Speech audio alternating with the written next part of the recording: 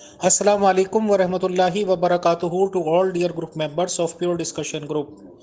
हमारे यहाँ मोहतरम जोसेफ भट्टी साहब और तारिक चौहान साहब की बातचीत शुरू हुई थी, जिसमें कि ये बातचीत होनी थी कि जब सलेब दी गई ईसा मसीह जी अलैहि सलाम को, तो तारिक चौहान साहब का ये दावा था कि वो सलेब पर सिर्फ ज़ख्मी हुए हैं।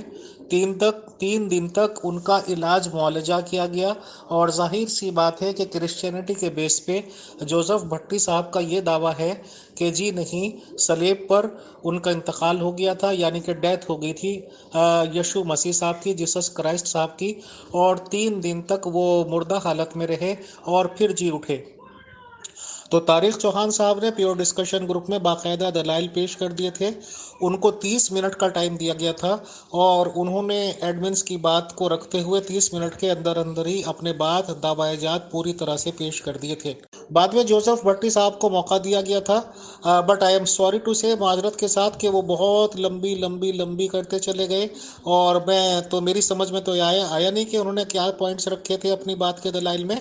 तो आज हम दोबारा एक बार फिर मौका दे रहे हैं जोसेफ भट्टी साहब को, और ये हम्बल रिक्वेस्ट भी करते हैं और ताकीद भी कि वो ज़्यादा से ज़्यादा 30 मिनट के अंदर 30 मिनट्स वो लें, और 30 मिनट में साबित करने की कोशिश करें अपना मौक़िफ़, अपने पॉइंट्स, कि ईसा जी मसीह जी अलैहि सलाम सलेब देने के बाद, यानी कि उनकी डेथ हो गई।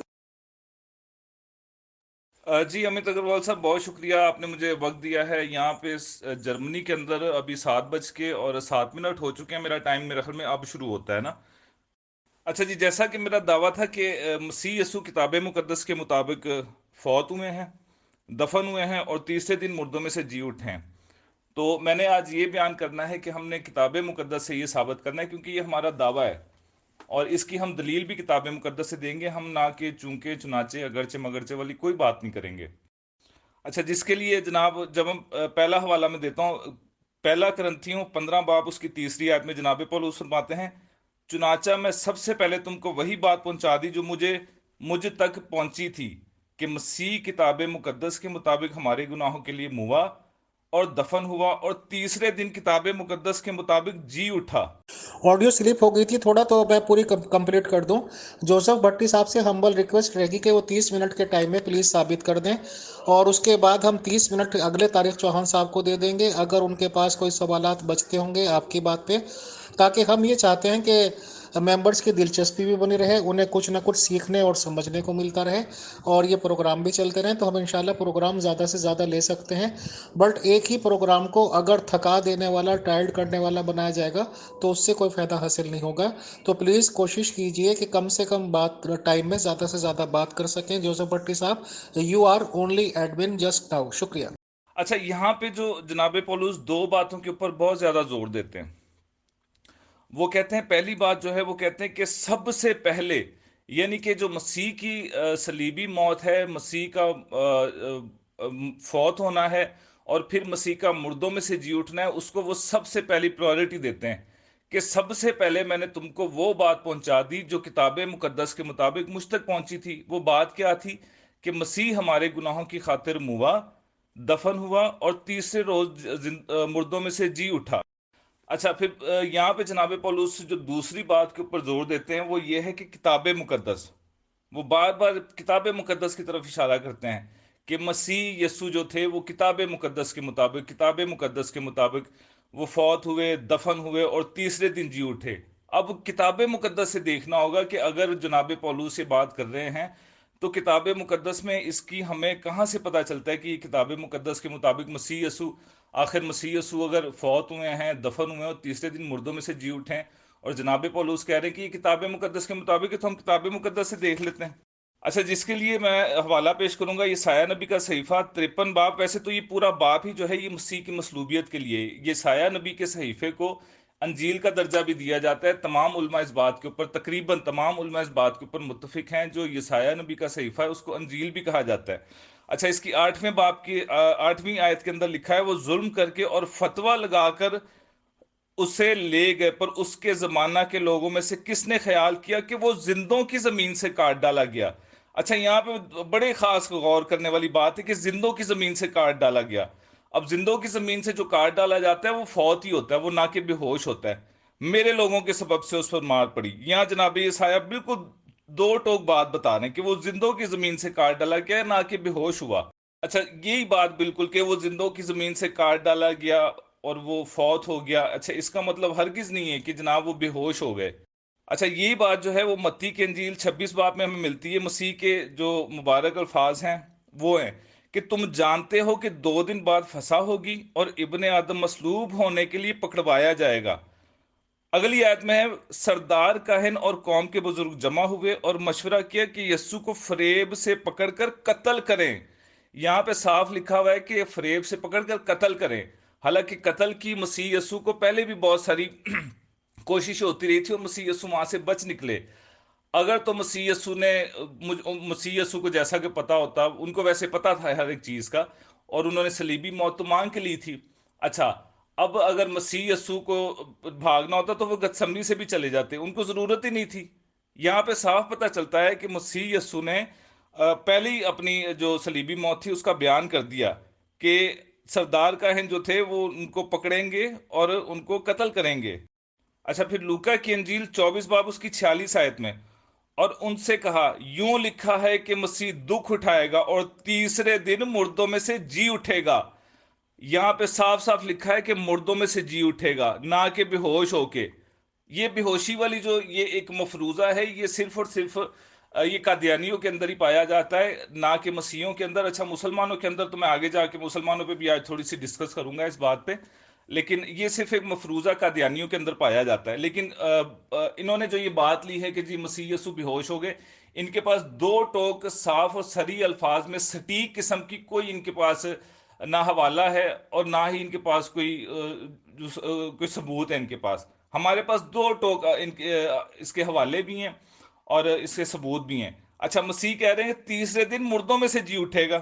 اچھا پھر وہی بات کہ اگر مسیح نے واقعی مار ہی کھانی تھی اور دکھ اٹھانا تھا تو ان کو تو پتا تھا پہلے، وہ کہہ دیتے کہ جناب ضرور ہے کہ مسیح دکھ اٹھائے گا اور تیسرے دن وہ بے ہوشی سے جی اٹھے گا، وہ ٹھیک ہو جائے گا، تندرست ہو جائے گا، اور پھر جناب وہ گھومتے پھرتے میں کہیں نہ کہیں کشمیر کشمور ادھر ادھر چلا جاؤں گا۔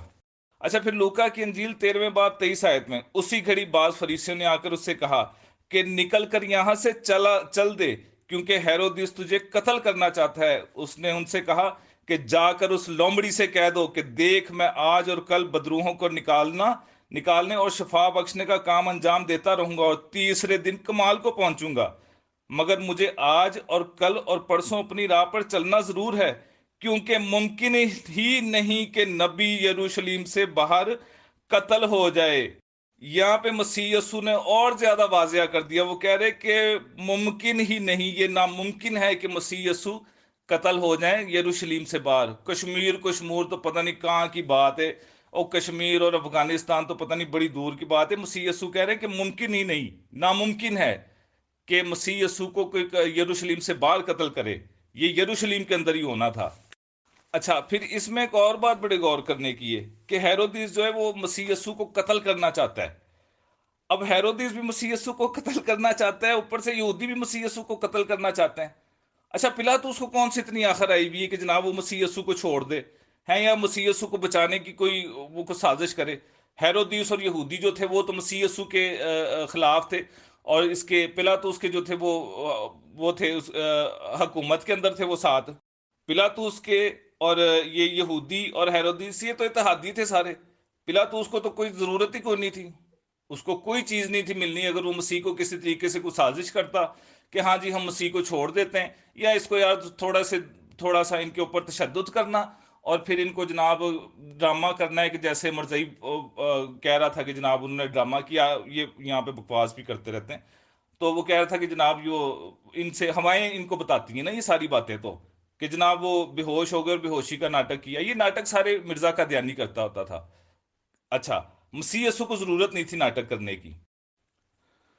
اچھا پھر یہ سایہ 53 باب کی 8 آیت میں لکھا ہوا ہے، وہ ظلم کر کے اور فتویٰ لگا کر اسے لے گئے۔ یہی بات مسیح یسوع نے کہی۔ لوکا کی انجیل 9 باب کی آیت 21 میں ان کو تاکید کر کے حکم دیا کہ کسی سے نہ کہنا، اور کہا ضرور ہے کہ ابن آدم بہت دکھ اٹھائے گا اور بزرگ اور سردار کاہن اور فقی اسے رد کریں گے اور وہ قتل کیا جائے گا اور تیسرے دن جی اٹھے گا۔ یہاں پہ مسیح بالکل دو ٹوک بات کر رہے ہیں، نہ چونکہ چنانچہ اگرچہ مگرچہ، وہ کہہ رہے ہیں کہ دکھ اٹھائے گا، قتل کیا جائے گا اور تیسرے دن جی اٹھے گا۔ یہ بات مسیح یسوع نے پھر کہا ہے، اور ضرور ہے کہ ابن آدم بہت دکھ اٹھائے اور سردار کاہن اور فقیوں سے رد کریں اور وہ قتل کیا جائے۔ یہاں پہ پھر مسیح یسوع کہہ رہے ہیں کہ جناب بہت ضرور ہے یہ بات۔ اچھا، پھر جو مسیح یسوع کہہ رہے ہیں کہ ضرور ہے کہ وہ قتل کیا جائے، یہی بات مرزا قادیانی بھی بولتا ہے۔ اب مرزا قادیانی کیا کہتا ہے؟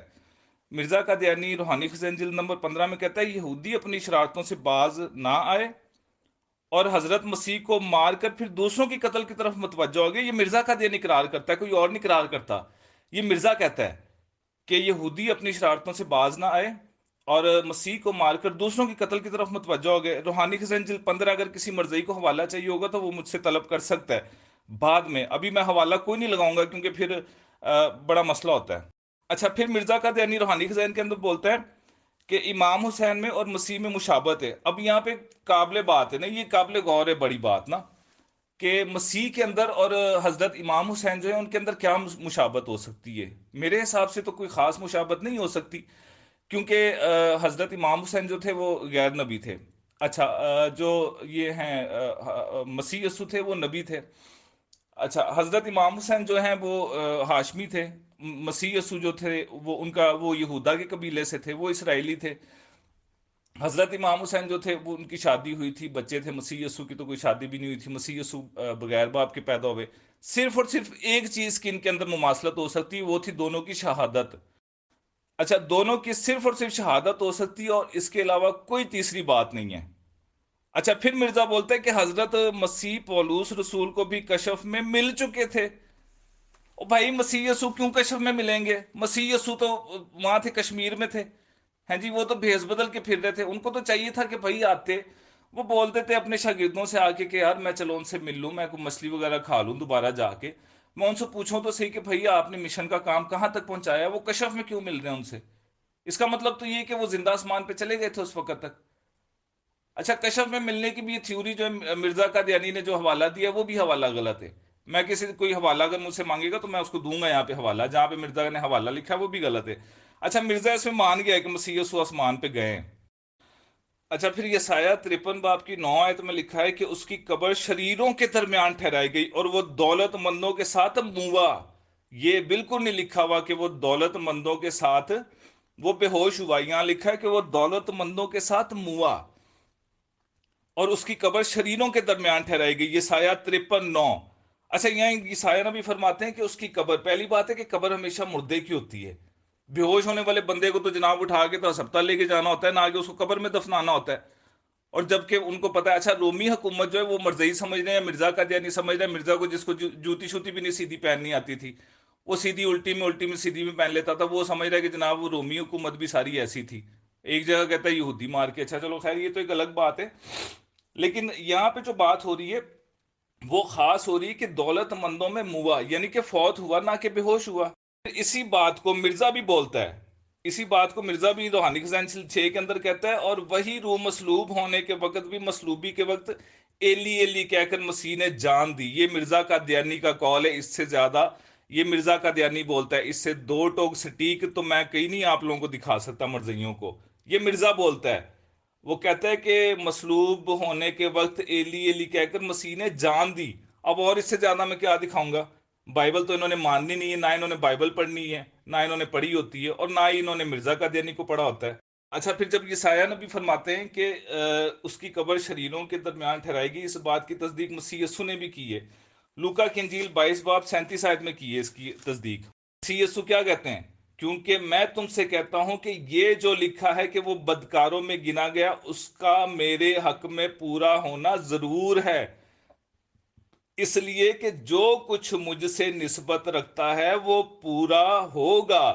یا مسیح یسوع نے پھر وہی نہ مرزائیوں والی بات نہیں ہے، مسیح یسوع جو تھے وہ عقل کل تھے۔ یہاں پہ صرف اور صرف دو ٹوک بات ہوئی ہے۔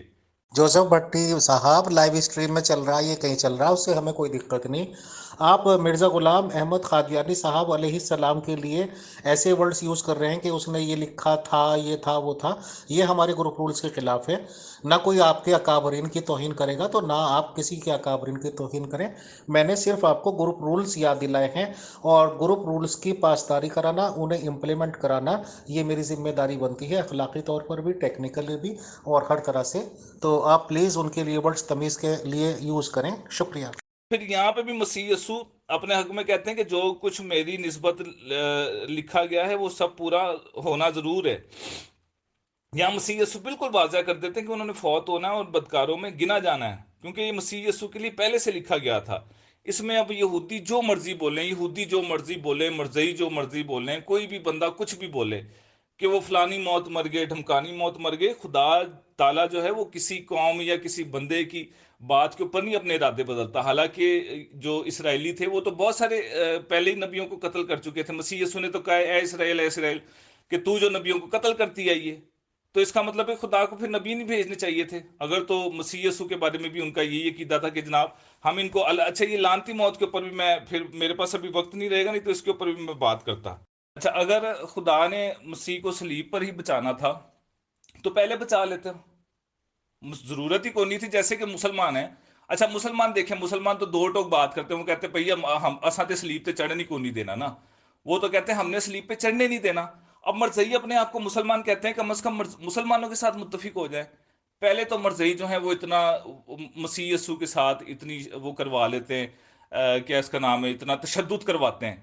कोड़े लगते हैं, मसीह के हाथों पाँव के अंदर मेखें ठोकी जाती हैं, कांटों का ताज पहनाया जाता है, और उसके बाद होता क्या है जी, वो तो जी बेहोश हो गए थे। क्यों बेहोश हो गए थे? अरे जी वो मिर्जा बोलता था जी ये बात। तो हम हकीकत देखते तो हकीकत नहीं है ऐसी। जो रूमी सिपाही होते थे वो पूरी तस्दीक करते थे। इसका हवाला भी बिल्कुल मौजूद है बाइबल में कि रूमी सिपाही जब अपनी ड्यूटी के अंदर कोई गलत कर देते थे, कोई कोताही कर देते थे, तो उनको सजाए मौत होती थी। यहाँ पे रूमी सूबेदार है, उसको बाद में कुछ पकड़ा ही नहीं गया, पैंतुस पिलातुस ने या यहूदियों ने या हेरोदिस ने, किसी ने भी नहीं। हालांकि हेरोदिस तो बड़ा पावरफुल आदमी था और इत्तेहादी था, वो तो उसको पकड़ लेना चाहिए था उसने। वो भाई है जरा सूबेदार नु तो ले क्यों हाँ जरा है, अरमतिया के यूसुफ को भी लेके आओ भाई जी। इन्होंने कैसे क्रीम तैयार कर ली वहां पे, और इन्होंने कैसे मसीह को जिंदा कर दिया दोबारा यार। भाई हम तो उसको कत्ल करने के चक्कर में थे, ये क्या कैसे हो गया?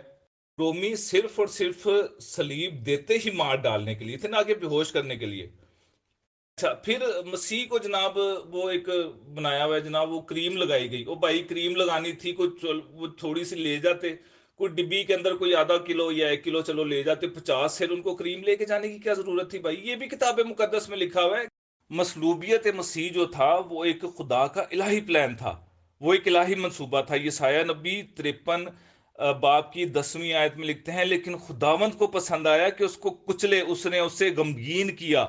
यहाँ पे खुदा का इलाही प्लान नजर आ रहा है, ना कि किसी और इधर उधर किसी काणे लूले लंगड़े का, किसी का कोई प्लान नहीं है, किसी मिर्जे शिरजे का कोई प्लान नहीं। यहाँ पे खुदा का इलाही प्लान है कि उसकी जान की कुर्बानी गुजरानी जाए, कि खुदा को पसंद आया उसको कुचले और उससे गमगीन करे। कि यहाँ पे खुदा जो है वो खुद मसीह यीशु को, अच्छा इसकी वजह क्या थी?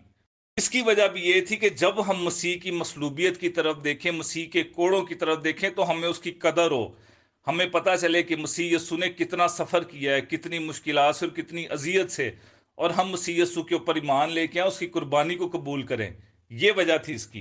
अच्छा, फिर जब लिखा हुआ इसी के अंदर, ईसाया 53:10 के अंदर, जब उसकी जान कुर्बानी के लिए गुजरानी जाएगी। अब मुझे बताएं जरा, मरजई जब कुर्बानी करते हैं तो ये बेहोश कर देते जानवर को, या खैर पता नहीं, मुझे तो नहीं पता कि इन्होंने कभी कुर्बानी की भी है कि नहीं।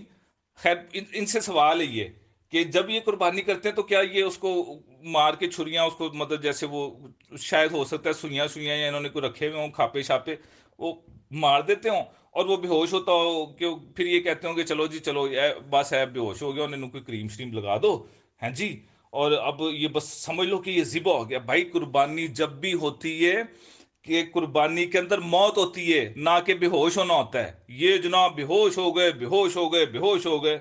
مسلمان تو کہتے نہیں ہیں بے ہوش ہو گئے، وہ مسلمان تو سیدھا آسمان پہ لے جاتے ہیں. میں تو کہتا ہوں کہ میں بڑا دل خوش ہو جاتا ہے اس بات پہ کہ یار کم از کم وہ یہ تو نہیں نا کہ مسیح کو اذیت مرزائی پہلے اذیت بھی دلوا رہا ہے مرزا، اس کے بعد جناب پھر وہ کہہ رہا ہے کہ جناب یہ تو لے گئے، وہ بے ہوش ہو گئے تھے، پھر وہاں سے وہ جناب ٹھیک ہوئے اور وہ کشمیر چلے گئے. وہ کر لو وہ گالی یار. اچھا، مسیح کے انتقال کا ذکر جناب موسیٰ نے بھی کیا اور جناب ایلیا نے بھی باقاعدہ مسیح سے ملاقات کر کے کی ہے. کوئی چھوٹی بات نہیں تھی کہ وہ جناب ایسی بے ہوش ہو گئے جیسے کوئی بچہ ہے اس کو سر کے اوپر سٹ لگی ہے، وہ بے ہوش ہو گیا، اس کی ماں نے تھوڑا سا رونا پیٹنا ڈالا ہے، ڈاکٹر کے پاس لے کے گئی ہے اور اس کو کہا یار اب ڈاکٹر صاحب میں بچا لو بچا لو. ڈاکٹر نے بچا لیا، اس نے کوئی مرم ورم ایکسٹریکٹ بانی ورنم لگائی ہے اس نے اور ٹھیک ہو گیا وہ ہیں. اور بھائی یہ خدا کا الہی منصوبہ تھا. جناب لوکا کی انجیل 9 باب اس کی 30 اور 31 آیت میں بزرگ ایلیا اور جناب موسیٰ مسیح کے انتقال کا ذکر کرتے ہیں جو یروشلیم میں ہونا تھا. وہ انتقال کی بات کرتے ہیں کہ نہ کہ بے ہوش ہونے کی، یہاں پہ پھر وہی بات ہے کہ وہ انتقال کی بات کرتے ہیں جو کہ یروشلیم میں ہونا تھا. ان کو تو چاہیے تھا وہ بتا دیتے کہ بھئی آپ کا انتقال کشمیر میں ہونا ہے نہ کہ یروشلیم کے اندر. پھر انہوں نے جناب وہ پلاطوس کی بات کی، پلاطوس کی بیوی کو خواب آئی کہ جناب ہے وہ نا وہ بھائی وہ تو وہ اس کو خواب آ گئی، او ہو بڑا مسئلہ بن گیا، او ہو. اور بھائی پہلی تو بات ہے کہ اس کو ایسی کوئی خواب ہی نہیں آئی کہ اگر مسیح کو سلیب دی گئی تو یہ سارے یہودی فوت ہو جائیں گے. میرا پوری مرزیت کو چیلنج ہے اور مرزے کو بھی چیلنج ہے. مرزے نے بھی یہ بات لکھی ہے، جاؤ یہ حوالہ نکال کر لا کے دو کہ اس نے یہ کہا پلاطوس کو. خواب آنی چاہیے تھی، ہیرودیس کو آنی چاہیے تھی. اگر خواب آتی ہیرودیس کو آنی چاہیے تھی، ہنا کو آنی چاہیے تھی، کیفا کو آنی چاہیے تھی اور سردار کاہنوں کو آنی چاہیے تھی. پلاطوس کو ڈائریکٹ خواب آ جانی چاہیے تھی. وہ یہ عورت اور یہ تو شیطانی تھی، یہ شیطانی خواب تھی. اس کو تو یہ جو خواب آئی تھی، جس نے بھی مسیح یسوع کی مصلوبیت کے اندر روڑا ٹکانے کی کوشش کی، مسیح نے اس کو شیطان کا ہے. بائبل کے اندر باقاعدہ حوالے ہیں کہ میں صلیبی موت مسیح یسوع نے مانگ کے لی تھی. متی کی انجیل اس کے 27 باب کی 19 آیت میں لکھا ہے جب وہ تخت عدالت پر بیٹھا تو اس کی بیوی نے اسے کہلا بھیجا کہ تو اس راست باز سے کچھ کام نہ رکھ کیونکہ میں نے آج خواب میں اس کے سبب سے بہت دکھ اٹھایا ہے. That's all. ایک رومی عورت بتا رہی ہے کہ میں نے آج خواب میں بہت دکھ اٹھایا ہے، یعنی کہ پیٹ درد ہوا ہے جوزف کا اور دست لگ گئے امیت اگروال کو. یعنی کہ رات کو جوزف کو نیند کوئی نہیں آئی اور ٹرتے چلتے چلتے امیت اگروال کھڈے میں گر گیا، گٹر میں گر گیا اور اس کے منہ کے اندر گوں پڑ گیا. یہ بات ہو گئی یہاں پہ کہ بھائی خواب آ رہی ہے اس کو. ایک رومی وہ عورت ہے، وہ بت پرست عورت ہے، اس کا یہودیوں کو پہلی تو ایسی کوئی خواب ہی نہیں ہے کہ وہ کہہ رہی کہ میں نے دکھ اٹھایا ہے. بس دیٹس آل. چلیں ہم بات کر لیتے ہیں مرہم عیسیٰ کے اوپر. یہ جناب مرہم عیسیٰ بڑی ہیں جی. اچھا، یوحنا کی انجیل اس کے 19 باب کی 29 آیت میں لکھا ہے اور نیکودیمس بھی آیا جو پہلے یسوع کے پاس رات کو گیا اور 50 سر کے قریب مر اور عود ملا ہوا لایا. اچھا، یہاں پہ بھی مسیح کو دفنانا ہے. اچھا، یہ بھی بالکل کتاب مقدس کے مطابق ہو رہا ہے نا، بالکل کتاب مقدس کے مطابق. اچھا، مسیح یسوع کی جو یہ بات تھی نا کہ ان کو مر اور عود لگایا تھا 50 سر، یہ بھی جو تھی وہ ان کا دستور ہوتا تھا. دوسرا تواریخ 16 باب کی 14ویں آیت پڑھیں تو وہاں سے پتہ چلتا ہے کہ وہ لوگ عطر سے اور قسم قسم کے مسالہ جات لگا کے یہاں پہ دفناتے ہوتے تھے نا. تو اس میں کوئی بڑی بات نہیں ہے. اگر انہوں نے مسیح کی وہ کوئی ڈرپیں شرپیں لگانی تھیں ہیں اور وہ ان کے پاس، اچھا یہودیوں کے پاس جناب مرہم پتہ نہیں کہاں سے آ گئی. حالانکہ پہلے ایک عورت وہ مسیح کے پیچھے گئی ہے، اس کو 12 برس سے خون جاری ہے اور اس نے مسیح کی پوشاک کو ہاتھ لگایا ہے اور وہ ٹھیک ہو گئی ہے. ان کے پاس یار کوئی ایکسٹریکٹ بانی برنم ہی دے دو جو مرزا کا دھیانی دیتا ہوتا تھا زنانیوں کو، ہیں کہ جناب یہ تم یہ لے جاؤ تمہاری رحم میں جو ٹھیک ہے. وہ اس کے بیچاری کے 12 برس سے خون جاری ہے، اس کو تو وہ دے نہیں سکے اور مرہم ایسا تیار کر لیے وہ شاگرد جن کے پاس بیچاروں کے پاس پیسے بھی کوئی نہیں تھے.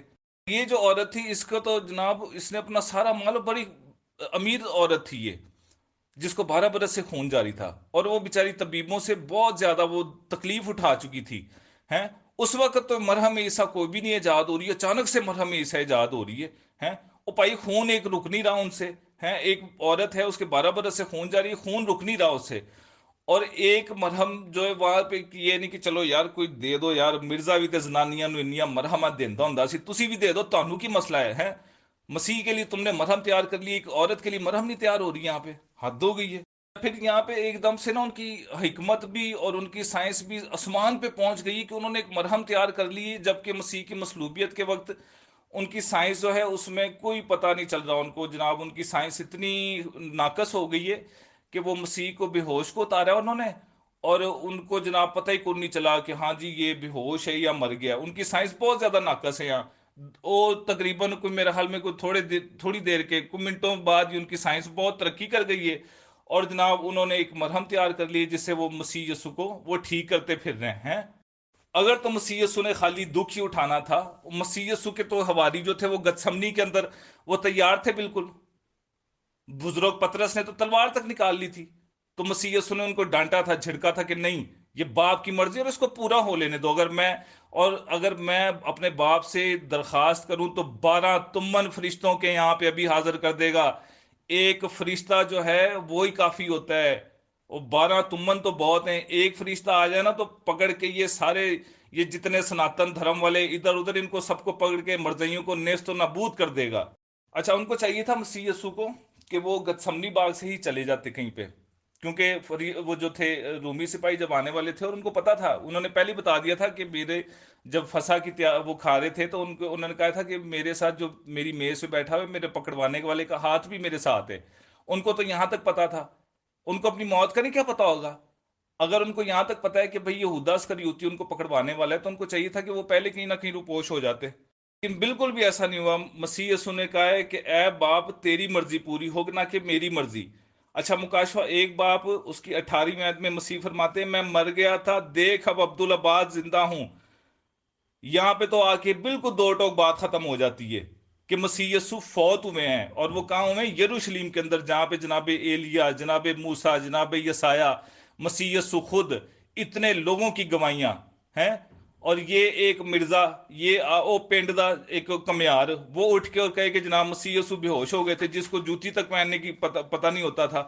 یہ اصل میں مسیح یسوع کی جو بے ہوشی کا مفروضہ ہے۔ محترم جوزف بھٹی صاحب، آپ کا ویلکم ہے، ایز وی ویلکم آلویز۔ آپ نے یہ ہمیں ایڈمنسٹریشن کو کہا کہ ایڈمنسٹریشن نے آپ کے 5-7 منٹ ویسٹ کروا دیے، جبکہ آپ نے اپنے بھاشن، اپنی تقریروں کا زیادہ تر ٹائم، یا کہہ دیجئے آدھا ٹائم، مرزا غلام احمد قادیانی صاحب پر اننیسیسری irrelevant کمنٹس کرتے ہوئے گزارا۔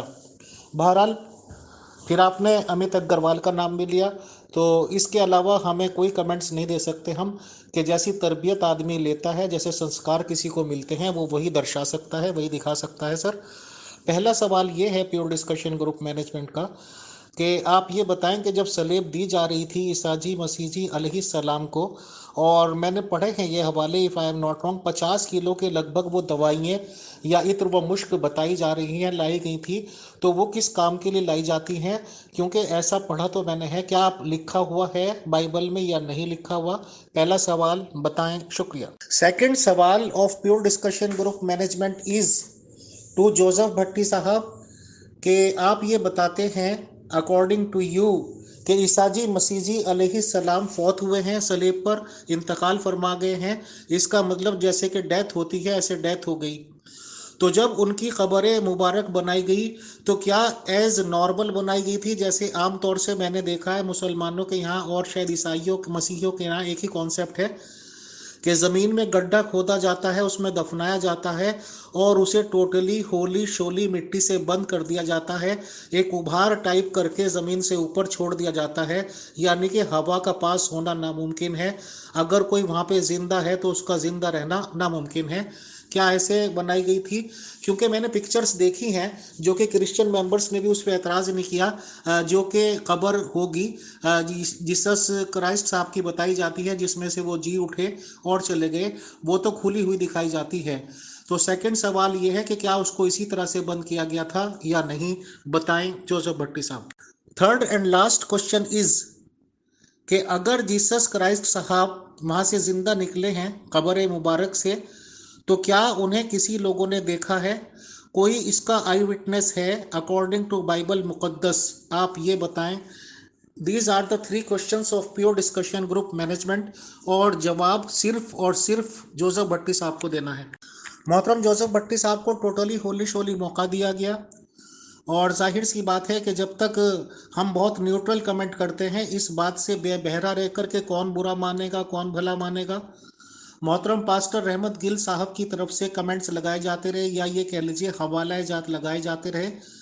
तो माशाल्लाह जब तक तो जोसेफ भट्टी साहब बोलते रहे, और क्योंकि जाहिर सी बात है कि पिछले सेशन में जो सबने उन्हें देखा तो उनके पास इल्म नाम की चीज़ नहीं थी। और आज की बात भी यह है कि मैंने पहले ही अनाउंस कर दिया था कि प्योर डिस्कशन ग्रुप मैनेजमेंट के कुछ सवालात हैं, तो वो अपनी बात कह के दूसरों के अकाबरीन की तौहीन करके वो निकल लिए।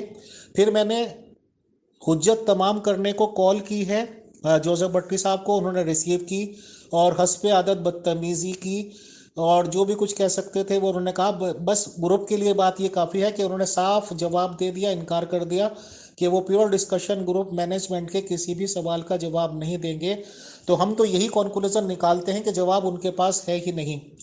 हो सकता है उन्होंने अपनी दुकानदारी की शॉप, क्या कहते हैं उसको, यूट्यूब चैनल को फिलहाल लाइव स्ट्रीम से हटा रखा हो, कभी अमित अग्रवाल के कमेंट्स चले जाएं, बट वीडियोस तो हम भी बनाना जानते हैं और हम बना लेंगे ताकि ये पता चले अल्टीमेटली, क्योंकि आपके पास इल्म है नहीं, आपके पास सवालों के जवाब हैं नहीं, इसीलिए आपने राह फरार इख्तियार की।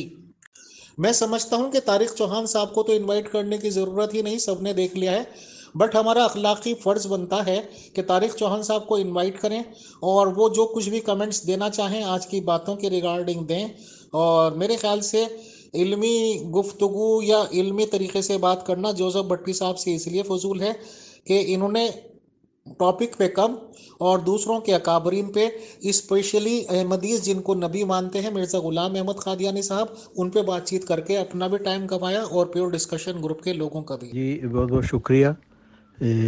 असल बात यह है कि जो दलाइल मैंने दिए थे, और वो सारे के सारे दलाइल मैंने बाइबल से दिए थे और इंजील से दिए थे, उसके मुतालिक जोसेफ साहब ने कुछ भी नहीं कहा। तो ये बड़ी अफसोस की बात है कि मैंने तो वो हवाले दिए थे और हवालों के हिसाब से मैंने बात की थी, और बहुत वाज़े मेरी बात थी जो इंजील से साबित होती है। बात जोसेफ साहब ने यहाँ की जिसके ऊपर उन्होंने बड़ी खुशी का इजहार किया कि ये मसीहियों का और मुसलमानों का अकीदा एक ही है, और ये बात उनकी बिल्कुल सही है, क्योंकि बल्कि मुसलमानों का अकीदा जो है वो तो हज़रत ईसा अलैहिस्सलाम को हज़रत मोहम्मद सल्लल्लाहु अलैहि वसल्लम से भी बड़ा दर्जा दे देते हैं, क्योंकि वो कहते हैं कि कुरान मजीद में लिखा है कि मसीह रूह अल्लाह है, कलेमतुल्लाह है, वो मुर्दों को ज़िंदा करता है, बीमारों को तंदुरुस्त करता है, खुदा का महबूब होने की वजह से वो ज़िंदा जिस्म के साथ खुदा के पास बैठा है, और बजा तौर पर वो हकदार है कि उसको कहा जाए कि वो नबियों का सरदार है। और फिर वो कहते हैं मुसलमान कि हम बेहिदायत मुसलमानों की हदायत के लिए भी यसू मसीह ही आएगा। यानी वो इतना बड़ा नबी है मुसलमानों के मुताबिक कि हज़रत मोहम्मद सल्लल्लाहु अलैहि वसल्लम ने नहीं आना अपनी उम्मत को ठीक करने के लिए, बल्कि उसी यसू ने ही आना है जो ईसाइयों के और मुसलमानों के अकीदा के मुताबिक आसमान पर खुदा के पास बैठा हुआ ज़िंदा जिस्म के साथ, और ज़िंदा जिस्म के साथ ही नीचे आएगा। तो ये बात जोसेफ साहब ने बिल्कुल दुरुस्त की है कि ईसाइयों का अकीदा और मुसलमानों का अकीदा बिल्कुल एक है। और जोसेफ साहब कहते हैं कि जी हज़रत मिर्ज़ा ग़ुलाम अहमद अलैहिस्सलाम ने यसू को सलीब से बचा लिया, और वो कहते हैं वो सिर्फ बेहोश थे और सलीब पे उनकी वफ़ात नहीं हुई। असल बात है कि ये बात हम नहीं कहते, हम इंजील से उसको साबित करते हैं, जैसे कि मैंने हवालों से साबित किया और जिसका मैंने बड़ी तफसील से ज़िक्र भी किया। इस सारी गुफ्तगू में जोसेफ साहब ने इस बात पर बहुत ज़ोर लगाया है कि इंजील के मुताबिक यसू जो थे वो सलीबी लानती मौत का शिकार हुए और वो सलीब के ऊपर ही मर गए। और असल बात ये है कि ये बात तो हम पहले ही मानते हैं कि इंजील ये कहती है, क्योंकि सेंट पॉल साहब ने तो कहा है, ये वो मानते हैं इस बात को। तो ये वक्त उन्होंने फजूल ज़ाया किया जोसेफ साहब ने कि ये साबित करने के लिए कि इंजील के मुताबिक यसू वाकई सलीबी लानती मौत मर गया, जबकि हम इसको पहले ही मानते हैं कि इंजील ये कह रही है। लेकिन हमने ये भी साबित किया है कि इंजील के ही मुताबिक फिर यसू जो है وہ صلیب سے زندہ اتر آیا، جیسا کہ میں نے حوالوں سے ثابت کیا۔ بات یہ ہے سوچنے والی کہ سینٹ پال صاحب اور جوزف صاحب مسیح کو صلیبی لعنتی موت مارنا کیوں چاہتے ہیں، اتنی تگ و دو کیوں ہے، اور زور زور سے یہ بولتے ہیں اور ثابت کرنا چاہتے ہیں کہ یسوع جو ہے صلیب کے اوپر لعنتی موت مر گیا، اس وجہ سے کہ یہ ان کا سارا جو فلسفہ ہے وہ اس بات پر قائم ہے کہ صلیبی لعنتی موت مر کے مسیح ہمیں لعنت سے چھڑا گیا، یعنی لعنت وہ جو گناہ سے آتی ہے، اس لعنت سے ہمیں یسوع لعنتی موت مر کے وہ ہمیں اس سے چھڑا گیا۔ اور دوسرا ہے کہ شریعت جس کو پاولس صاحب، سینٹ پال، وہ کہتے ہیں کہ وہ ایک لعنت سی، اس لعنت سے بھی یسوع خود لعنتی ہو کے مجھ سے چھڑا گیا۔ حالانکہ یہ جو بات ہے یہ انجیل کی اور بائبل کی حوالوں کے بالکل خلاف ہے، اس کی تعلیم کے بالکل خلاف ہے۔ اب دیکھیں یہ ان کی یہ بات سینٹ پال صاحب کی کہ شریعت ایک لعنت ہے، یہ تورات اور انجیل کی تعلیم کے بالکل خلاف ہے، کیونکہ انہوں نے کہا کہ جی یہ جو شریعت کی وجہ سے لعنت آئی، حالانکہ یسوع جی متی باب 5 میں کہتے ہیں کہ شریعت کے کسی چھوٹے سے حکم کو توڑنے والا آسمان کی باہر شاہد کے لائق ہی نہیں ہے۔ اور سینٹ پال صاحب اور جوزف صاحب جب یہ کہتے ہیں کہ یسوع لعنتی موت مر کے شریعت کی لعنت سے ہمیں چھڑا گیا، تو اصل میں یہ تمام مسیحی قوم کو یہ آسمان کی بادشاہت سے محروم کر دیتے ہیں۔ کتنا بڑا یہ ظلم ہے جو یہ کرتے ہیں، اپنی تعلیم کے بالکل خلاف۔ اب حزقیل جو نبی کی جو انہوں نے جو فرمایا، انہوں نے یہی لکھا کہ ہر ایک شخص کو اپنے اعمال کی سزا ملے گی، یعنی بائبل میں، تورات میں اس طرح کا کوئی تصور نہیں ہے کہ کوئی اور مر کے چلا جائے گا، کہ زید کے سر پہ سر درد ہوگا، بکر کو پتھر ماریں گے تو زید کے سر کا درد ختم ہو جائے گا۔ یہ والی جو تعلیم ہے نا، یہ صرف سینٹ پال نے دی، لیکن تورات کی یہ تعلیم نہیں ہے۔ جیسے کہ لکھا ہے کہ رب مجھ سے ہم کلام ہوا، تم لوگ ملک اسرائیل کے لیے یہ کہاوت کیوں استعمال کرتے ہو، والدین نے کھٹے انگور کھائے لیکن ان کے بچوں ہی کے دانت کھٹے ہو گئے۔ رب قادر مطلق فرماتا ہے کہ میری حیات کی قسم، آئندہ تم یہ کہاوت اسرائیل میں استعمال نہیں کرو گے، یعنی محاورتاً بھی نہیں یہ کہو گے کہ والدین نے کھٹے انگور کھائے تو بچوں کے دانت کھٹے ہو گئے، کیونکہ آگے لکھا ہے ہر انسان کی جان میری ہے، خواہ وہ باپ کی ہو یا بیٹے کی، جس نے گناہ کیا ہے صرف اسی کو سزائے موت ملے گی۔ یعنی کسی اور کے گناہ پر کسی دوسرے کو سزا نہیں مل سکتی، جیسے کہ سینٹ پال صاحب نے یہ فلسفی کی ہے کہ یسوع لعنتی خود بن کر ہمیں لعنت سے چھڑا گیا۔ کہ یہ انجیل کی بات ہے، یہ تورات کی بات نہیں ہے۔ متی کی انجیل میں باب 13 آیت 40 میں ہے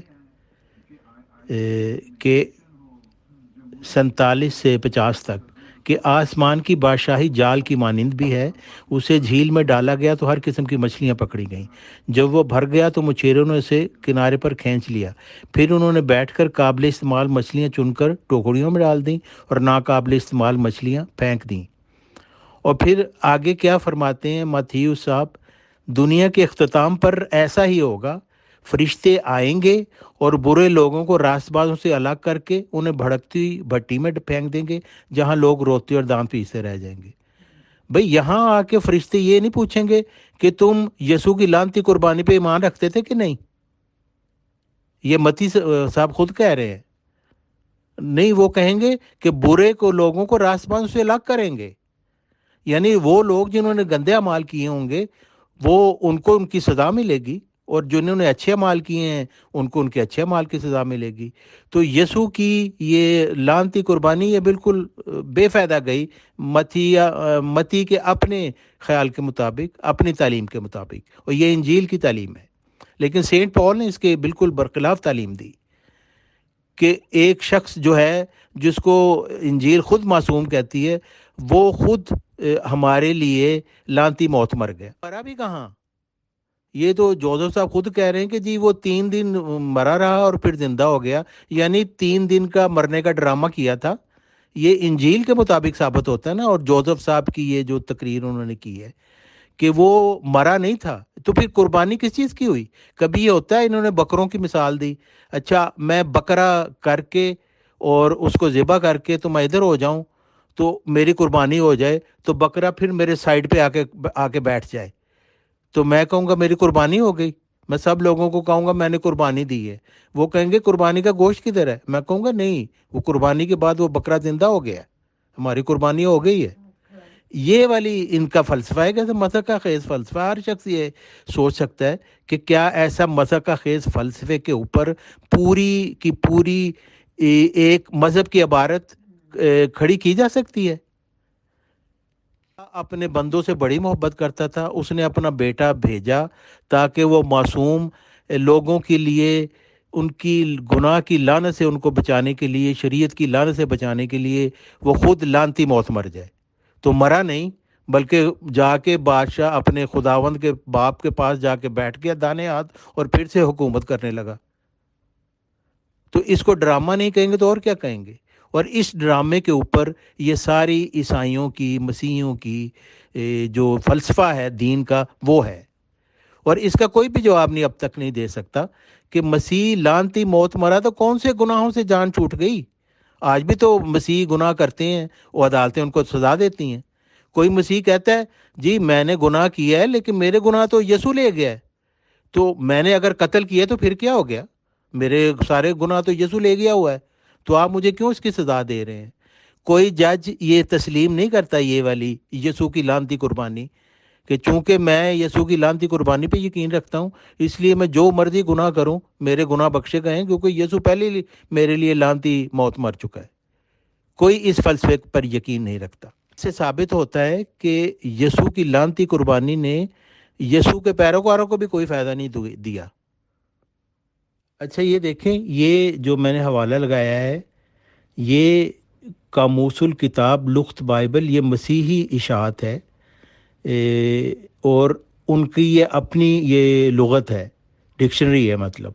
اور اس میں کیا لکھتے ہیں، لعنت سے کیا مراد ہے؟ یہ کہتے ہیں نا مسیح ہمارے لیے لعنتی موت مر گیا اور ہمیں شریعت کی لعنت سے چھڑا گیا. تو یہ ان کی اپنی بائبل کے مطابق، یعنی اس کی ڈکشنری کے مطابق لکھا ہے لعنت برکت کی ضد ہے. یعنی مسیح اگر لعنتی ہوا تو بے برکتہ ہو گیا.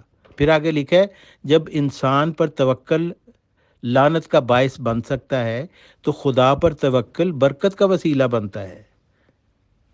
اور پھر لکھا ہے انسان کو یہ آزادی دی گئی کہ وہ خدا کے حکم مانے اور برکت حاصل کرے، اور یا نافرمانی کے بدلے خدا سے لعنت حاصل کرے. یعنی کوئی شخص جس کے اوپر لعنت پڑتی ہے وہ خدا کا نافرمان ہے. یہ ڈکشنری ان کی اپنی ہے، عیسائیوں کی، مسیحیوں کی ڈکشنری ہے. اور خداوند مسیح کا انجیر کے درخت پر لعنت بھیجنا یہ سبق سکھاتا ہے کہ پھل کے ظاہری آثار دکھا کر پھل نہ لانا دھوکہ ہے اور اس کی سزا لعنت ہے.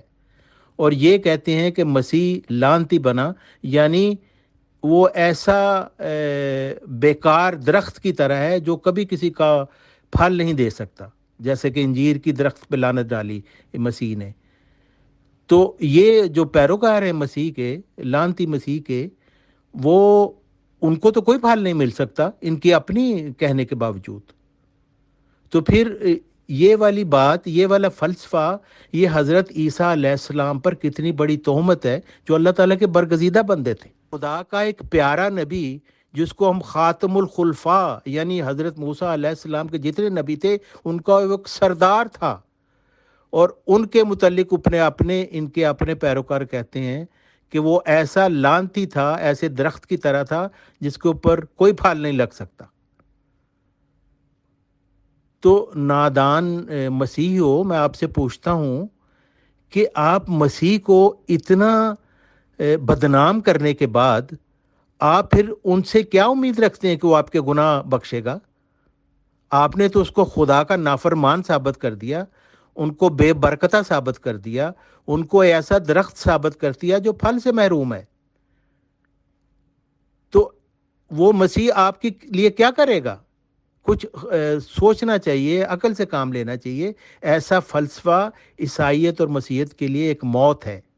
میں نے حوالہ پیش کیا تھا کہ حضرت عیسیٰ علیہ السلام کی انجیل میں ان کی یہ پیش گوئی ہے کہ میں یونا نبی کے علاوہ اور کوئی نشان نہیں دکھاؤں گا۔ انہوں نے لکھا کہ زمانے کے حرام کار اور زنا کار مجھ سے نشان طلب کرتے ہیں، لیکن ان کو یونا نبی کے نشان کے سوا کوئی نشان نہیں دکھایا جائے گا۔ اور یونا نبی کا یہ نشان تھا کہ 3 دن وہ مچھلی کے اندر رہا، جب وہ مچھلی کے پیٹ میں گیا وہ زندہ تھا، مچھلی کے پیٹ سے نکلا تو وہ زندہ تھا۔ تو حضرت عیسیٰ علیہ السلام بھی جب زمین کے پیٹ میں گئے تو زندہ تھے، جب نکلے وہ زندہ تھے۔ یہ انجیل خود اس کی گواہی دے رہی ہے، اور یہ ایک پیش گوئی تھی انجیل کی اور حضرت عیسیٰ علیہ السلام کی، جو ثابت کرتی کہ وہ اللہ تعالیٰ کے برگزیدہ نبی تھے۔ لیکن یہ دیکھیں یہ کس طرح ان کو یہ چھٹلاتے ہیں اور یہ ظاہر کرتے ہیں جیسے وہ حضرت عیسیٰ علیہ السلام نے نعوذ باللہ جھوٹ بولا تھا، کیونکہ یونا نبی تو زندہ گیا پیٹ میں مچھلی کو اور زندہ باہر نکلا، لیکن یسوع جو ہے وہ زمین کے پیٹ میں مردہ گیا اور زندہ باہر نکلا، یعنی بالکل الٹ اس سے پیش گوئی ہو گئی نا۔ تو حضرت عیسیٰ علیہ السلام کو نعوذ باللہ مسیحی جو ہے نا جھوٹا قرار دیتے ہیں جب ان کی اس تشریح کی اس طرح کرتے ہیں کہ وہ جب وہ پیٹ میں گئے زمین کے وہ مردہ تھے، جبکہ یونا نبی جو تھا وہ زندہ تھا۔ جوزف صاحب کہتے ہیں کہ جی دیکھیں وہ صلیب پہ چڑھایا تھا تو مارنے کے لیے چڑھایا تھا۔ ہاں جی، ہم اس کو مانتے ہیں۔ یہودیوں نے حضرت عیسیٰ علیہ السلام کو جب صلیب دی تو ان کا مقصد یہی تھا کہ انہوں نے ان کو صلیب پہ مارنا تھا، کیونکہ وہ چاہتے تھے کہ ان کو لعنتی ثابت کریں، کیونکہ تورات کی اپنی تعلیم ہے جو سینٹ پال نے بھی لکھا کہ صحیفوں میں لکھا ہے کہ لکڑی پر لٹکایا جائے وہ لعنتی ہے۔ لیکن میں نے یہ دلیل پیش کی کہ اللہ تعالیٰ نے ان کو اس لعنتی موت سے بچایا، کیونکہ وہ خدا کے برگزیدہ نبی تھے، سچے نبی تھے، سچے مرسل تھے، خدا کے پیارے تھے۔ تو خدا تعالیٰ یہ نہیں چاہتا تھا کہ وہ صلیب کے اوپر ان کی موت ہو اور ان کو لعنتی کہا جائے، تو اللہ تعالیٰ نے ان کو بچا لیا، جس کے لیے میں نے یہ بتایا ہے۔ پہلے صحیفوں میں تورات میں یہ پیش گوئی تھی کہ اس کی ایک بھی ہڈی نہیں توڑی جائے گی، اور وہ اس پر نظر کریں گے جنہوں نے اس کو چھیدا تھا، کیونکہ وہ جو سپاہی تھے انہوں نے جب دیکھا کہ یہ ایک طرح کے ان کو لگا کہ یہ بالکل مردہ نظر آ رہے ہیں، تو انہوں نے چیک کرنے کے لیے ان کو چھیدا ان کی پسلی میں نیزہ مار کر۔ تو وہاں سے یہ گواہی ہے یوحنا کی، اور جس میں انہوں نے کہا ہے آپ لوگوں کو، سننے والوں، دیکھنے والوں کو، پڑھنے والوں کو، کہ اس پر غور کریں کہ جب انہوں نے یہ نیزہ مارا تو فی الفور خون اور پانی بہہ نکلا، جس کا مطلب یہ تھا کہ ان کا ہارٹ پمپ کر رہا تھا۔ اور اس کو ایک پیش گوئی کے طور پر لکھا ہے، زبور میں بھی یہ پیش گوئی ہے، پیدائش میں بھی یہ پیش گوئی ہے کہ جنہوں نے اس کو چھیدا ہے اس پر نظر کریں گے۔ زکریا میں بھی یہ پیش گوئی ہے، اور یوحنا کے مکاشفہ میں بھی یہ پیش گوئی ہے کہ جنہوں نے اس کو چھیدا اس پر نظر کریں گے، کیونکہ ایک پیش گوئی تھی۔ یہ ان کی زندگی کا ایک بہت بڑا ثبوت تھا۔ ثابت کیا کہ یوحنا، لوکا، وہ ان کی انجیلیں یہ ثابت کرتی ہیں کہ حضرت عیسیٰ علیہ السلام صلیب دینے کے بعد جب وہ ان کے زخم 50 کلو کی مرہمیں جب ان کے اوپر لگائی گئیں، تو وہ جیسا کہ امیر فیصل صاحب نے ذکر کیا ہے، تو وہ اس کے بعد وہ صحت یاب ہو گئے اور پھر چھپتے ہوئے ہمیشہ ملتے تھے۔ انجیل اس پر گواہ ہے کہ وہ کہیں کھڑے ہوتے تھے ان کے شاگرد، تو ایک دم وہ کہیں سے آ جاتے تھے اور ایک دم چلے جاتے تھے، کیونکہ ان کو ڈر تھا کہ یہودیوں نے اگر مجھے پکڑ لیا تو دوبارہ صلیب دے دیں گے۔ اچھا، یسوع صلیب کے بعد جب زندہ ہوئے، ہم تو کہتے ہیں کہ وہ مرے نہیں تھے، جب وہ ٹھیک ہو گئے تو اپنے جب ملے ہیں حواریوں سے تو ان کو کہتے ہیں دیکھو ذرا مجھے چھو کر تو دیکھیں، میری ہڈیاں ہیں، گوشت ہے۔ کیا روحانی مخلوق کی ہڈیاں اور گوشت ہوتا ہے؟ یعنی یہ یسوع خود کہہ رہے ہیں انجیل میں، یوحنا کی انجیل میں۔ تو یہ بات میں نہیں کہہ رہا, حضرت مرزا غلام محمد علیہ السلام نہیں کہہ رہے, جوزف بھٹی صاحب اور تمام دوسرے مسیحی لوگوں کو میں کہتا ہوں, یہ حضرت عیسیٰ علیہ السلام خود کہہ رہے ہیں. جی یہ جو میں نے حوالہ دیا ہے یہ لوکا باب 24 سے ہے, جس میں وہ کہہ رہے ہیں کہ میری ہڈیاں اور گوشت جو ہیں ان کو دیکھو, اور مخلوق کی ہڈیاں اور گوشت نہیں ہوتا. یہ دیکھیں اس کے متعلق جوزف صاحب نے کچھ نہیں بتایا. اب یہ ان کا حواری تھا تھومس جس کا نام تھا, جس کو عام طور پہ انجیل میں اور مسیحیوں میں شکی تھومس کہا جاتا ہے. تو وہ جو تھے جب پہلی دفعہ آئے حضرت عیسیٰ علیہ السلام صلیب کے بعد زندہ ہو کر, مطلب ٹھیک ہو کر اپنے زخموں کی جب ہو گئی تھی ان کا علاج, تو آئے تو اس وقت یہ تھومس جو تھے وہ نہیں تھے وہاں پہ موجود. تو شاگردوں نے کہا تھومس کو کہ ہم نے تو ان کو دیکھا ہے, وہ زندہ ہیں. تو تھومس نے کہا میں کبھی اس کے اوپر نہیں مانوں گا کہ وہ سچی بات ہے جب تک میں اپنے ہاتھوں سے وہاں پہ ان کے نشانوں میں انگلیاں ڈال کے نہ دیکھوں. تو حضرت عیسیٰ علیہ السلام جب دوبارہ آئے تو انہوں نے ان کو کہا کہ دیکھو یہ یوحنا باب 20 میں ہے کہ انگلیاں ڈال کے دیکھو, میرے ہاتھوں کو دیکھو, انگلی ڈالو میری پسلیوں میں ہاتھ ڈال کے دیکھو اور یقین کرو کہ میں وہی ہوں. اب وہ روح تو نہیں تھے, وہ جسم تھے. تو یہ ساری باتیں جو بتاتی ہیں کہ حضرت عیسیٰ علیہ السلام اپنی صلیب دینے کے بعد وہ ایک جسم کی صورت میں تھے, اور اس لیے وہ ڈرتے تھے کہ ان کو دوبارہ پکڑ نہ دیا جائے, کیونکہ انہوں نے جیسے کہا تھا کہ میری اور بھی بھیڑیں ہیں, میں نے ان کی طرف جانا ہے. تو وہ پھر وہاں سے جو 10 دوسرے قبیلے تھے جن کی طرف انہوں نے اپنی تعلیم پیش کرنی تھی, ان کی طرف پھر وہ جاتے جاتے, اور پھر کشمیر سری نگر محلہ خانیار میں ان کی قبر ہے. محترم طارق چوہان صاحب and all dear group members of pure discussion group, السلام علیکم. آج جوزف بھٹی صاحب کھلے عام یہ ثابت کر کے گئے ہیں کہ علم نام کی چیز ان کے پاس رتی برابر بھی نہیں ہے. پچھلے سیشن وہ شاید 1 گھنٹہ 1.5 گھنٹہ لگا کے گئے اور ایک بھی حوالہ ڈھنگ کا نہیں دیا جو کسی کی بھی سمجھ میں آ سکے, بس لمبی کی. آج ان کو آدھا گھنٹہ پرووائڈ کیا گیا, 30 منٹ پرووائڈ کیے گئے, پھر انہیں ٹائم ایکسٹینڈ کی بات کرتے رہے. اور یہ بھی سبھی لوگوں نے دیکھا کہ جب تک ہمارے admin of pure discussion group رحمت گل صاحب حوالہ جات لگاتے رہے تو وہ شیر بن کر بولتے رہے, اور اگر ہم نے اپنے تعریف کر دی اپنے ایڈمن صاحب کی تو ان کو اتنی بھاری پڑی, اتنی ان کو ناگوار گزری, اور اس کے بعد وہ ہمارے سوالوں کے جوابوں سے ہی بھاگ گئے. بٹ الٹیمیٹلی کیونکہ ظاہر سی بات ہے کہ ہمارے پاس تو اس قدر قابل عالم فاضل ماشاءاللہ کرسچنس میں بھی موجود ہیں جو ہر بات اپنا پوائنٹ ثابت کر سکتے ہیں. اب کیونکہ طارق چوہان صاحب بات چیت پیش کر رہے ہیں تو جوزف بھٹی صاحب کی تو بات یہ ہے کہ ان کا تو کوئی کنسرن نہیں رہ گیا. تو پاسٹر رحمت گل صاحب کو میں تھوڑا سا اپنی طرف سے پرمیشن دینا چاہتا ہوں کہ وہ آپ سے 1-2 کراس کوشچنز کر سکتے ہیں. اور طارق چوہان صاحب آپ یہ مان سکتے ہیں کہ جیسے کہ آپ فی الحال جوزف بھٹی کی جگہ کرسچنس کے ریپریزنٹیٹیو سے بات کر رہے ہیں. شکریہ جی مجھے بہت خوشی ہوگی اگر رحمت گل صاحب ان سوالوں کے جواب